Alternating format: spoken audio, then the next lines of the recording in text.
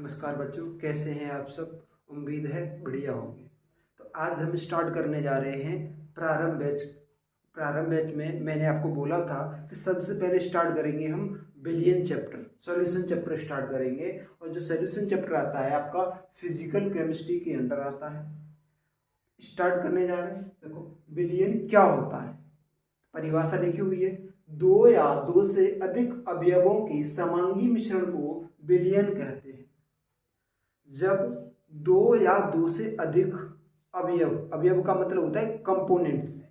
जब दो या दो से अधिक कंपोनेंट्स को हम क्या करते हैं, समांगी मिश्रण। समांगी मिश्रण का मतलब होता है, आप 9th क्लास में पढ़ के आए होंगे, समांगी और विषमांगी मिश्रण। तो समांगी मिश्रण वे मिश्रण होते हैं जो पूर्णतः घुल जाते हैं, जो एक दूसरे में पूर्णतः क्या हो जाते हैं, घुल जाते हैं, उसको बोलते हैं हम समांगी मिश्रण। तो बिलियन भी हम उन्हीं को बोलेंगे जो एक दूसरे में पूर्ण से घुल जाएंगे। जैसे पानी और बालू है, अब एक दूसरे में नहीं घुलते तो उन्हें हम जो है बिलियन नहीं बोलेंगे। तो यहाँ पर एग्जाम्पल दे रखे हैं, नमक पानी। देखो, नमक और पानी का घोल आपने बहुत देखा होगा। ये सिंपल एग्जाम्पल क्यों लिए जाते हैं भाई? सर आप इतना सिंपल एग्जाम्पल लेते हो, क्यों लेते हैं? इसका एक रीज़न होता है, क्योंकि नमक और पानी का घोल अधिकतर बच्चों ने देखा होगा, चाहे वो कितना भी गंवार बच्चा क्यों ना हो, वो भी जानता होगा कि नमक पानी में घुल जाता है।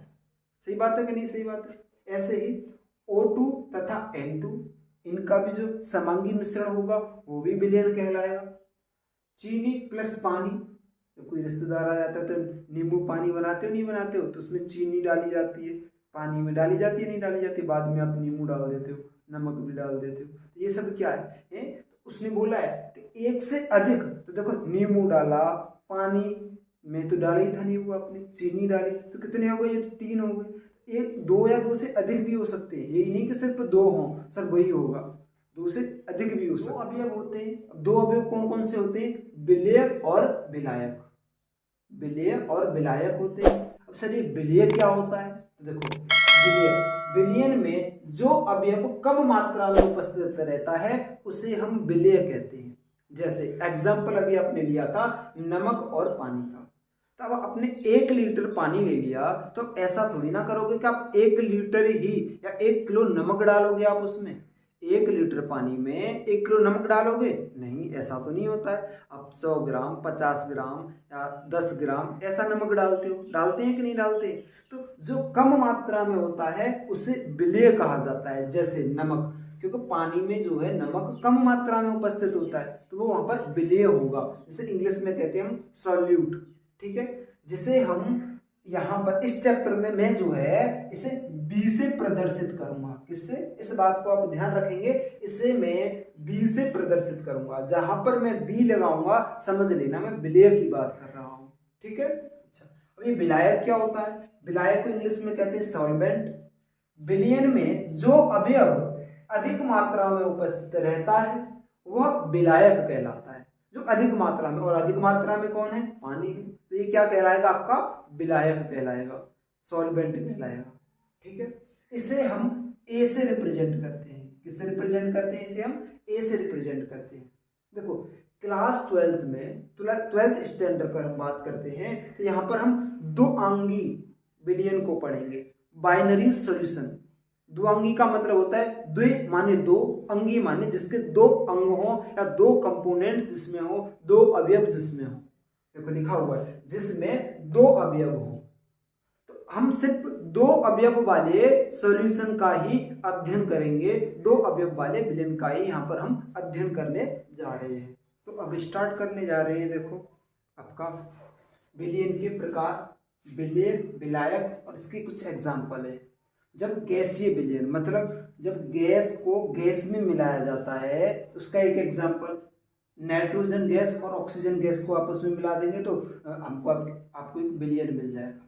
ठीक है, ये द्रव और गैस का है एग्जाम्पल। द्रव्य रूप में पाता है तो गैसीय रूप में नाइट्रोजन होगी, और यहाँ पर द्रव्य रूप में आपका क्लोरोफॉर्म होगा। ठीक है, ठोस और गैस, ठोस में आपका कपूर होगा और गैसीय रूप में आपकी नाइट्रोजन गैस होगी। ठीक है, अच्छा, याद रखने का क्या ट्रिक है आपका, देखो तीनों में नाइट्रोजन, गैसीय की जगह पर क्या आ जाएगा, तीनों जगह नाइट्रोजन। अब यहाँ पर गैस में O2 आया है तो O2, द्रव में क्लोरोफॉर्म और ठोस में कपूर, ऐसे आप याद रख सकते हैं। द्रव विलयन, द्रव विलयन की बात करते हैं, देखो गैस और द्रव, गैस का और द्रव का, तो इसमें गैसीय रूप में O2 ऑक्सीजन है और द्रवीय रूप में वाटर है। मतलब जल को जब हम ऑक्सीजन के साथ अभिक्रिया करवाते हैं, या जल में तुम्हें पता है ऑक्सीजन पाई जाती है, तो ये भी मिश्रण है कि नहीं है, विलयन है कि नहीं है, ठीक है। द्रव, द्रव, द्रव, द्रव, देखो ये H2O है और ये आपका क्या है, एथेनॉल है, इन दोनों का विलयन जो है द्रव द्रव कहलाएगा, द्रव द्रव विलयन, ठीक है। ये ठोस द्रव, तो ये ठोस में देखो ये आपका ग्लूकोज बहुत ज्यादा यूज में लाते हो आप, व्हाइट व्हाइट पाउडर सा जो होता है ग्लूकोन डी, ठीक है, प्लस वाटर आप बहुत ज्यादा यूज में लेते हो, ठीक है।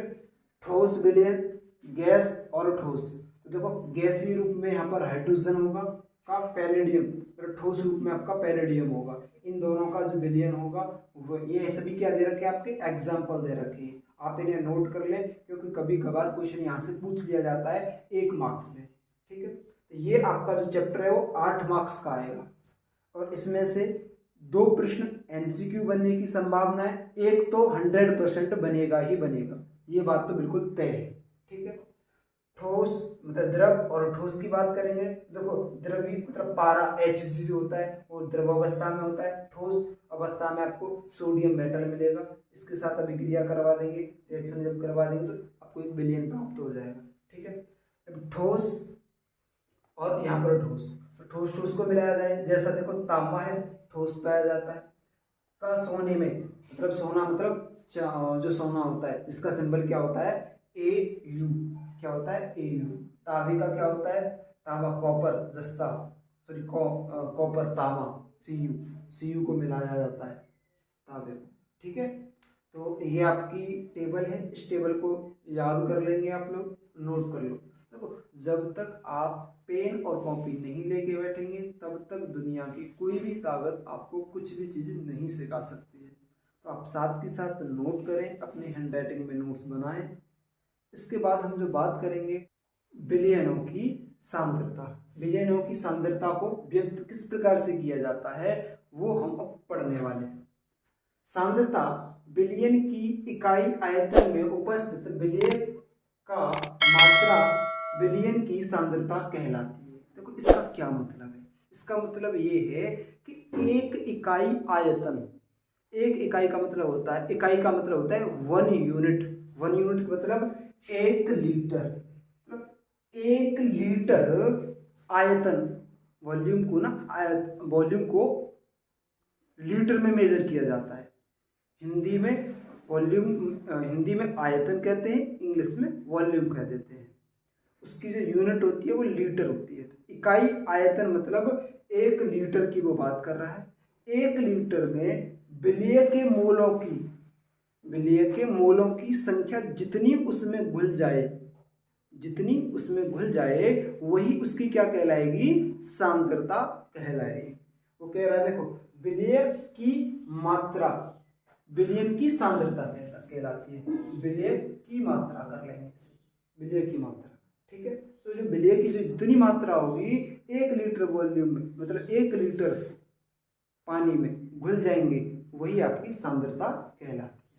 देखो वो कह रहा है किसी विलयन के संगठन, संगठन को इंग्लिश में कहते हैं हम कंपोजिशन, कंपोजिशन मतलब कोई चीज जब डिजॉल्व होती है कंपोजिशन होता है उसका, कंपोजिशन मतलब संगठन को सांद्रता द्वारा व्यक्त करते हैं, मतलब जहां पर 2 चीजों का संगठन हो रहा हो उसे, मतलब वो किसको रिप्रेजेंट करेगा, सांद्रता को व्यक्त करेगा। जैसे एक एग्जांपल मैं आपको दूं कि आप पानी लो और चीनी लो, तो पानी में चीनी पूर्णतः घुल जाती है, घुलती है कि नहीं घुलती है, पानी में चीनी जो है वो पूर्णतः घुल जाती है, तो इसको बोलेंगे हम क्या, समांगी मिश्रण, मतलब ये विलयन बनाएगा, और विलयन बनाएगा तो ये सांद्रता को रिप्रेजेंट करेगा, करेगा कि नहीं करेगा, लेकिन मतलब इसमें कंपोजिशन होगा, लेकिन पानी में आप जो है बालू मिलाओ, आपने बालू मिलाई,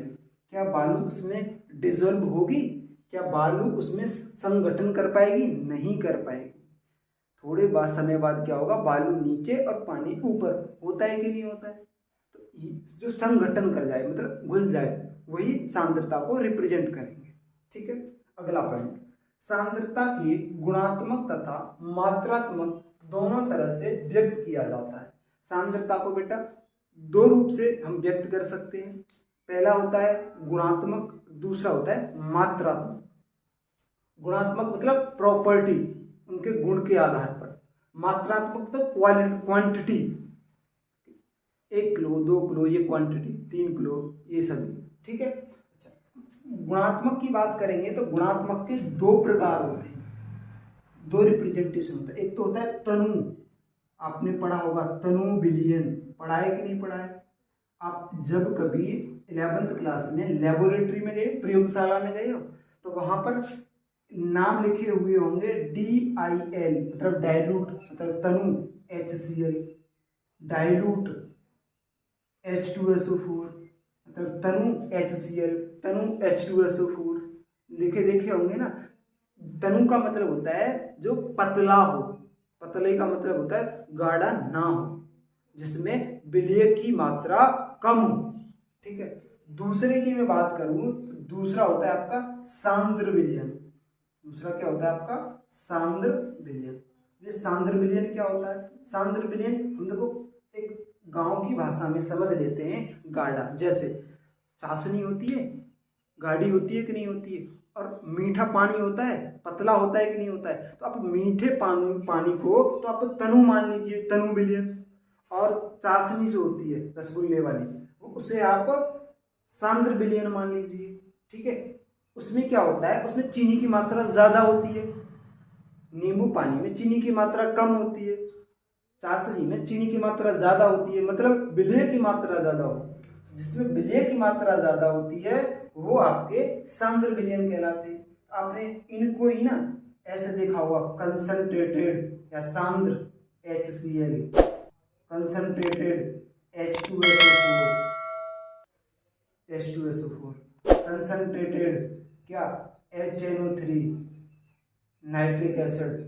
ठीक है, तो ये क्या है, ये एग्जाम्पल आप प्रयोगशाला में जाकर के देखिए, जो भी कंसंट्रेटेड होते हैं वो हार्मफुल ज्यादा होते हैं।